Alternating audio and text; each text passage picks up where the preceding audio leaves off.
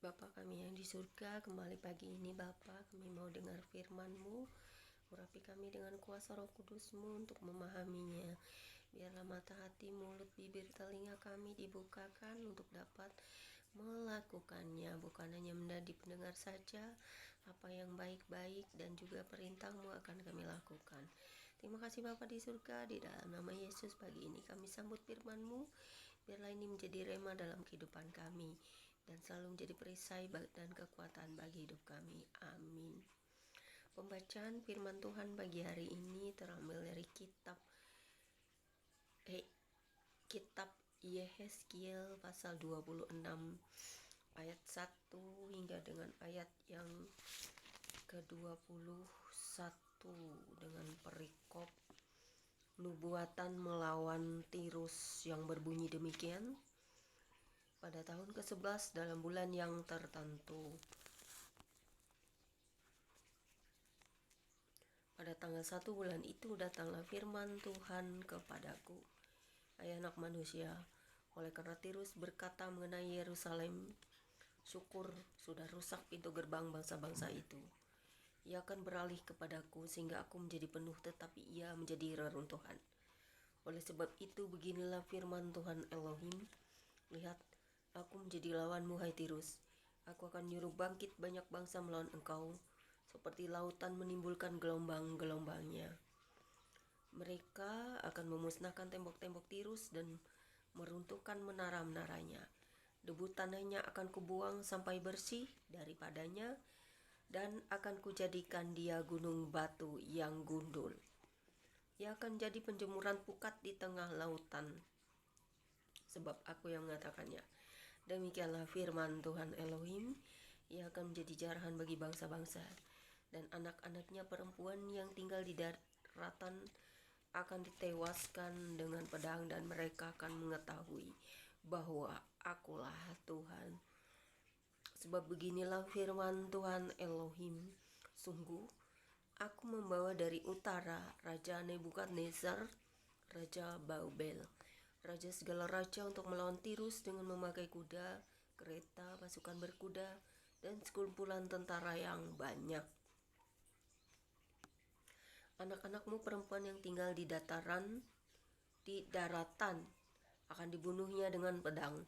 Ia akan menimbun tembok pengepungan dan menyusun alat-alat pendobrak dan memasang perisai melawan engkau.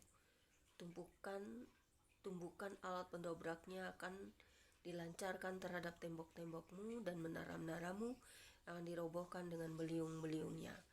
Kudanya adalah begitu banyak, sehingga engkau akan ditutupi oleh abu karena derap pasukan berkudanya dan kertak roda keretanya. Tembok-tembokmu akan gemetar.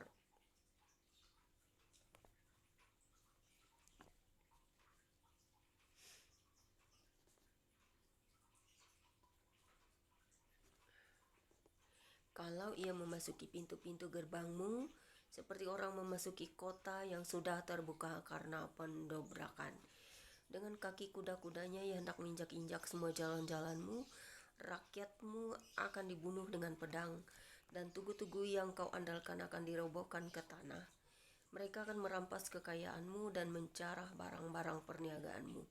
Mereka akan meruntuhkan tembok-tembokmu dan merobohkan rumah-rumahmu yang indah. Batumu, kayumu, dan tanahmu akan dibuang ke dalam air.